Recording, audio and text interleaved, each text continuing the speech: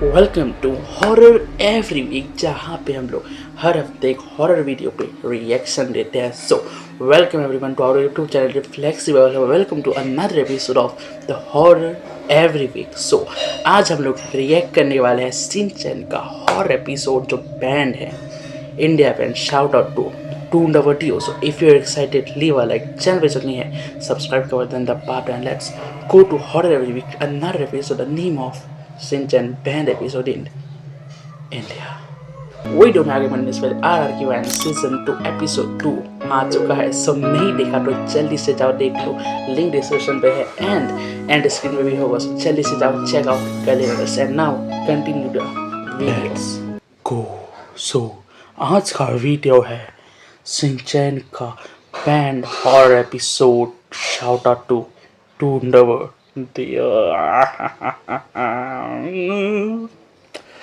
Okay यार, okay let's go. आज मैं आपको शिनचैन का एक नहीं बल्कि 2 हॉरर एपिसोड एक्सप्लेन करने वाला हूँ। और इसमें सेकंड हॉरर एपिसोड शिनको के सीरीज का एक नया अनरिलीज्ड हॉरर एपिसोड है। गारंटी के साथ मैं ये कह सकता हूँ कि आपने ये दोनों एपिसोड टीवी पर अब तक नहीं देखा होगा। Let's see. Okay so 2 horror episode दिखाएंगे। आई थिंक ये दावा कर रहा है कि दोनों एपिसोड हम लोग क्या हो रहा है, दोनों एपिसोड लोग नहीं देखे। सो देखते, अगर तुम लोग देखा तो डू कमेंट, मैं देखूंगा तो मैं तुम लोग के सामने बोलूंगा। So leave a like, subscribe. ये अब बिना टाइम वेस्ट करते हुए इस वीडियो को स्टार्ट करते हैं। एपिसोड के स्टार्टिंग में प्रिंसिपल सर आते हैं और कहते हैं कभी कभी अपने सामने देखी गई चीजों पर विश्वास नहीं करना चाहिए। उसके बाद हमें स्कूल का सीन दिखाया जाता है जिधर हमें पता चलता है कि प्रिंसिपल सर सारे स्टूडेंट्स के साथ एक स्कूल में नाइट आउट कर रहे हैं। शिनचैन बोलने लगता है कि इतने रात के अंधेरे में मुझे डर लग रहा है। कसावा फिर उसको बोलने लगता है कि इतने सारे टीचर्स के प्रेजेंट होने पर डर लगने का कोई मतलब ही नहीं बनता। योशिनागा मैम भी सभी को एश्योर करने लगती है कि डरने की कोई बात नहीं है, हम सब टीचर्स इधर पर है। उसके बाद प्रिंसिपल सर कहने लगते हैं कि तुम लोगों के साथ नाइट आउट में आकर मुझे अपने स्कूल दिनों की याद आ गई, जिधर पे मैं भी अपने टीचर्स के साथ नाइट आउट पर जाता था। शिनचैन बोलता है कि आपके जमाने पर तो लाइट्स भी ज्यादा नहीं होते थे, तो क्या आपको डर नहीं लगता था? प्रिंसिपल सर बोलते हैं कि मुझे डर कभी भी नहीं लगता था, मगर एक बार मेरे टीचर ने मुझे एक डरावनी कहानी सुनाया था, जो सुनकर मुझे काफी ज्यादा डर लगा था। प्रिंसिपल सर एक सीरियस एक्सप्रेशन के साथ बोलने लगते हैं कि एक बात बोलो गाइस, फिर क्या हो रहा है बाहर? ये ऐसे में मैं डरावना लग रहा हूँ या प्रिंसिपल सर? सॉरी यार, बाहर में क्या धूमधाम हो रहा है भाई, सॉरी यार। Let's go.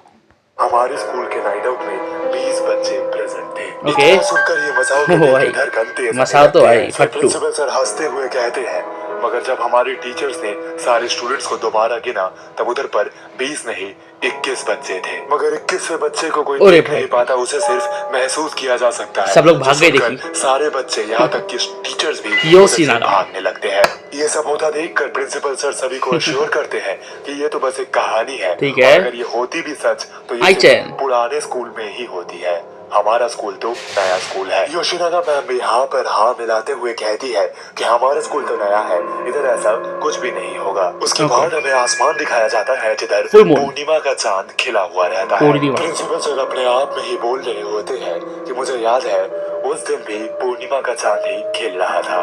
मात्सुजाका मैम योशिनागा मैम को परेशान करने लगती है, ये बोलते हुए कि कहीं तुम्हें प्रिंसिपल सर की कही गई कहानी सुनकर डर तो नहीं लग रहा। इसके पहले कि योशिनागा मैम कुछ बोल सकती, प्रिंसिपल सर कहने लगते हैं ये नहीं हो सकता, ऐसा नहीं होना चाहिए था। इंस्टेंटली योशिनागा मैम और मात्सुजाका मैम प्रिंसिपल सर से पूछते हैं कि आखिर क्या बात है, मगर प्रिंसिपल सर किसी का कोई जवाब नहीं देते हैं और चुपचाप आसमान की तरफ चांद को घूरने लगते हैं। उधर मैंने भी आकर principal sir is now spooky bro, कुछ तो गड़बड़ है प्रिंसिपल सर पे, देखना पड़ेगा, आगे बने रहो।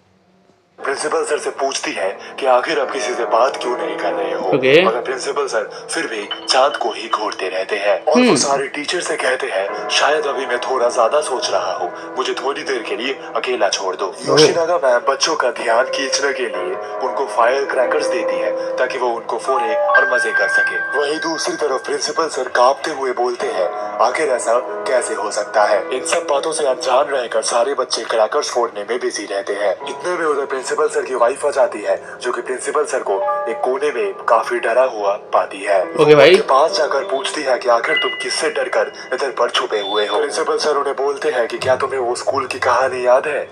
मैंने हमारे स्कूल में अभी बच्चों को गिना और मैंने 50 बच्चों को स्कूल पर इनवाइट किया था, मगर बच्चे इधर पर 51 है। जवाब में उनकी वाइफ बोल समझे, प्रिंसिपल सर एक स्टोरी बता रहा था जिसमें 20 स्टूडेंट की जगह 21 स्टूडेंट था। इस स्कूल में 50 स्टूडेंट भेजे थे, बट गिनते टाइम 51 था। ओ सेड, अगर तुम लोग ने ये एपिसोड देखा तो डू कमेंट। मेरा बात है तो मैंने ये एपिसोड देखा नहीं लग रहा, बट आई होप मैंने देखा होगा, बट तुम लोग ने देखा तो डू कमेंट। सो या ब्रो, सर उन्हें बोलते हैं कि क्या तुम्हें वो स्कूल की कहानी याद है? मैंने Scary, हमारे स्कूल bro. में अभी बच्चों को गिना और मैंने 50 बच्चों को स्कूल पर इनवाइट किया था, Oh. मगर बच्चे इधर पर 51 है। जवाब में उनकी वाइफ बोलती है, ये तुम क्या बोल रहे हो? हमारा स्कूल तो नया है, इधर पर ऐसा कुछ नहीं होगा। तुमने शायद काउंटिंग करने में गलती करी है। कैमरा एंगल चेंज होता है। Oh, एंड shit, कहीं पर भी bro. नहीं दिख रही होती। तभी मात्सुजाका मैम एजियो मैम को स्पॉट करती है, एक स्लाइड के नीचे कैंडल जलाकर अपना नाम 3 बार बोलते हुए। Oh मात्सुजाका my- ma'am AJIO ma'am से oh, पूछती shit. है कि ये तुम क्या कर रही हो? तभी एजियो मैम बोलती है कि तुम मुझसे दूर रहो। तभी अचानक सारे बच्चों के फायर क्रैकर्स अपने आप ही निभ जाते हैं और स्कूल में तेजी से जोर जोर से हवा चलने अरे लगता है। भाई, नैनी तो अलग ही भाई। समझ आ जाता है कि इधर जो भी हो रहा है अच्छा नहीं हो रहा है। Okay. इसलिए वो उस दिन के लिए नाइट आउट को कैंसिल कर देते हैं। फिर अगले दिन का सीन दिखाया जाता है, जिधर स्कूल पर एजियो मैम प्रिंसिपल सर से माफी मांगती है, कहते हुए कि मुझे माफ कर देना, कल मैं बीमार थी इसलिए मैं नाइट आउट पर नहीं आ सकी। ये सुनकर प्रिंसिपल के पैरों तले जमीन की समझे तुम लोग अभी क्या बोला मात्सु एजियो मैम ने? वो कल कैंप पे आया ही नहीं था, तो वो कौन था जो कैंडल के पास था, बैठी थी, वो कौन थी? समझे तुम लोग? 51 50 एजियो नहीं आई थी। सोचो तुम लोग जरा ब्रो, मीन्स आउट को कैंसिल कर देते हैं। फिर अगले दिन का सीन दिखाया जाता है, जिधर स्कूल पर एजियो मैम प्रिंसिपल सर से माफी मांगती है, कहते हुए कि मुझे माफ कर देना, कल मैं Interesting, बीमार bro. थी, इसलिए मैं नाइट आउट पर नहीं आ सकी। ये सुनकर प्रिंसिपल के पैरों तले जमीन खिसक जाती है, क्योंकि अगर एजियो मैम कल आई ही नहीं तो उनके साथ कल था कौन। Oh अगर my आपको God. ये एपिसोड पसंद आया तो वीडियो को अभी के अभी लाइक कर देना। और अब बारी है Like the दूसरे button. एपिसोड की। दूस- एपिसोड के स्टार्टिंग में मुसाई मौसी दिखाई जाती है, जो कि एक फील्ड पर बैठी रहती है एंड वो काफी डिप्रेस्ड होती है। वो डिप्रेस्ड इसलिए होती है क्योंकि उन्हें अपने रीसेंट जॉब से निकाल दिया जाता है, बिकॉज वो बहुत लेजी है। इसी बीच मुसाई मौसी देखती है कि आसमान में अचानक से बहुत ही डरावने काले बादल छा जाते हैं। देखकर वो काफी ज्यादा शॉक हो जाती है, क्योंकि 1 मिनट पहले ही सूरज खिल रही थी और पलक झपकते ही वो बादल वहाँ से गायब हो जाते हैं एंड उसे पीछे से किसी की आवाज सुनाई देती है। शिनको। वो आवाज और किसी की नहीं बल्कि शिनको चैन की होती है। वो मुसाई को बताती है कि उसका नाम शिनको है एंड मुसाई उससे पहली बार मिल रही होती है। Okay. तभी शिनको मुसाई से पूछती है कि आपका चेहरा इतना लटका हुआ क्यों है, आप इतने दुखी क्यों हो? तब मुसाई उसे कुछ भी बताने से इनकार कर देती है, क्योंकि वो पहली बार शिनको से मिल रही है एंड उसे शिनको पर ट्रस्ट नहीं है। तभी मुसाई उससे पूछती है कि तुम इतने शाम को इतने काले बादलों के बीच में इधर क्यों आई हो? काला बादल तब शिनको शिनको आई था। बताती है कि मैं आसमान से आई हूँ। जो सुनकर मुसाई का एक्सप्रेशन काफी वियर्ड हो जाता है एंड वो सोचती है ये कितनी अजीब लड़की है। तेज बारिश आ जाती है एंड मुसाई दौड़ दौड़ के शिनचैन के घर की तरफ जाती है। शिनको भी शायद शेल्टर लेने के लिए मुसाई डोर को नॉक करती है Okay. और घर के अंदर आते ही वो कुछ ऐसा देखती है जो देखकर उसके रोंगटे खड़े हो जाते क्या हैं। देखा? चैन और हिमावारी तो उधर होते ही शिनको भी है। मगर उसके साथ वो शिनको भी उधर ही बैठी रहती है। Okay. मगर मुसाई मौसी को ये अच्छे से याद रहता है कि शिनको से वो उस फील्ड में मिली थी एंड शिनको उसके पीछे पीछे इस घर पे नहीं आई। फिर शिनको बताने लगती है कि वो नोहारा फैमिली की एक क्लोज फ्रेंड है एंड उसे हिमावारी के साथ खेलना बहुत ज्यादा पसंद है।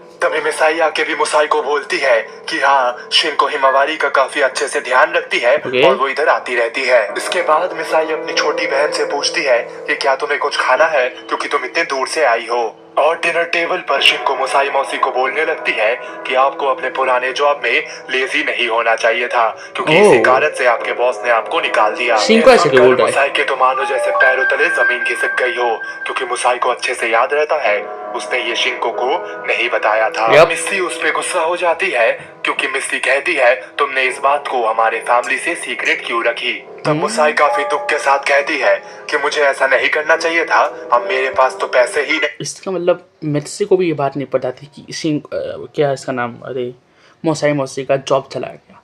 शिंको को पता है, मीन्स क्योंकि वो शिंको फ्यूचर से आई थी।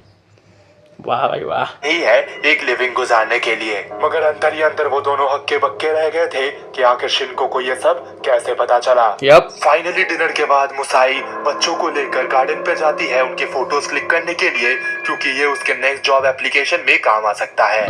वो शिनको और शिनचैन की ढेर सारी अच्छी फोटोज खींचती है और काफी खुश हो जाती है।